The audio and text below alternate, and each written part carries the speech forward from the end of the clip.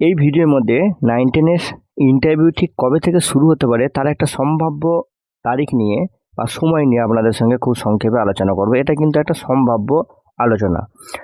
তো প্রথমে বিষয়টা বলি যে আপনারা কিন্তু মহামান্য সুপ্রিম কোর্টের যে রিক্রুটমেন্ট প্রসেস নিয়ে যে ডেডলাইন, সেই ডেডলাইন নিয়ে কিন্তু আপনারা চিন্তা ভাবনা করবেন না। আপনারা চিন্তা ভাবনা করুন ইন্টারভিউর জন্য, প্রস্তুতি নিন ইন্টারভিউর জন্য।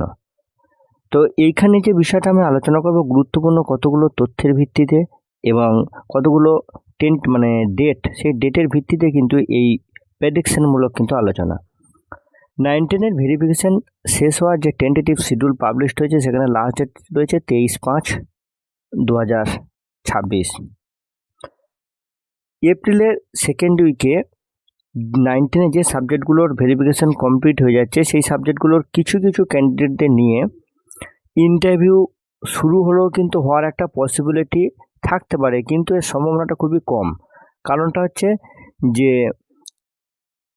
ভোট কর্মীদের ইলেকশন ট্রেনিংয়ের জন্য কিন্তু এই সময় এটা ইন্টারভিউ শুরু করাটা কিন্তু খুব একটা সম্ভব হবে বলে তো মনে হচ্ছে না। এবার দেখুন, ইলেকশন পর্ব মের ফার্স্ট উইকের মধ্যে কিন্তু কমপ্লিট হয়ে যাবে। তাই মের সেকেন্ড উইক থেকে 9-10 সাবজেক্টের অল সাবজেক্টের ভেরিফিকেশান শেষ না হলেও ইন্টারভিউ কিন্তু যেই সাবজেক্টগুলোর ভেরিফিকেশান হয়ে যাচ্ছে সেই সাবজেক্টগুলোর কিন্তু ইন্টারভিউ শুরু হওয়ার সম্ভাবনা কিন্তু খুবই বেশি। বিভিন্ন যে ডাটাগুলো আপনারা যদি দেখেন এবং তাতেও কিন্তু আপনারা বা ডেটগুলো যদি আপনারা দেখেন, তাহলে কিন্তু এটা কিন্তু বলা যেতেই পারে যে মের সেকেন্ড উইক থেকে 9-10 যে সাবজেক্টগুলোর ভেরিফিকেশান কমপ্লিট হয়ে যাচ্ছে সেই সাবজেক্টগুলোর ইন্টারভিউ শুরু হওয়ার সম্ভাবনা খুবই বেশি। এবার এখন যদি আপনি ভাবেন যে সাংবিধানিকভাবে তো একটা যে মে মাসে নতুন সরকার গঠন বা নিউ গভর্নমেন্টের ভোট ঘোষণার পরই কিন্তু নিউ গভর্নমেন্ট গঠন সহ নানা ধরনের ক্রিয়াকলাপের জন্য এসএসসি কার্যকলাপ কি বন্ধ থাকবে?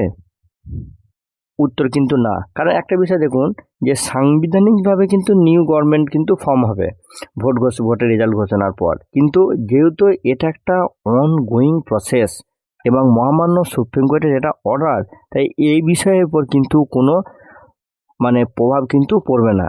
কারণ এই মুহূর্তে ইলেকশন ব্যস্ততা বা ইলেকশনের জন্যই কিন্তু এই কাজটা কিন্তু এই মুহূর্তে ডিলে রয়েছে। আবার এই দিকে কিন্তু WBSSC হাইকোর্টের বিষয়টা কিন্তু পরিষ্কারভাবে জানিয়ে রেখেছে যে ইলেকশন আর্জেন্টের জন্য কিন্তু এসএসসির কার্যকলাপ কিন্তু এই মুহূর্তে দ্রুততার সঙ্গে সম্পন্ন করা সম্ভব হচ্ছে না।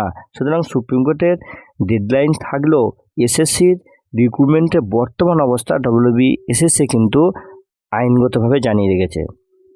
তাই সব আলোচনার পরিপ্রেক্ষিতে খুব সংক্ষেপে এই জিনিসটা কিন্তু করা যেতেই পারে যে 9-10 ক্যান্ডিডেটদের যে রিক্রুটমেন্ট প্রসেস বিলম্বিত হচ্ছে বা ডিলে হচ্ছে, কিন্তু তা সত্ত্বেও কিন্তু রিক্রুটমেন্ট হবেই।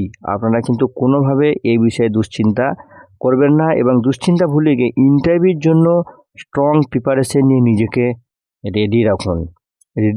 আবারও বলছি, ডিলে হলেও কিন্তু রিক্রুটমেন্ট কিন্তু হবেই এবং ডেডলাইনের সময়সীমার জন্য কিন্তু তার রেসপন্সিবিলিটি কিন্তু আপনারা ভাবতে যাবেন না। তো ফ্রেন্ডস, গুরুত্বপূর্ণ তথ্যের আলোচনার জন্য সর্বদা সঙ্গে থাকুন। ধন্যবাদ।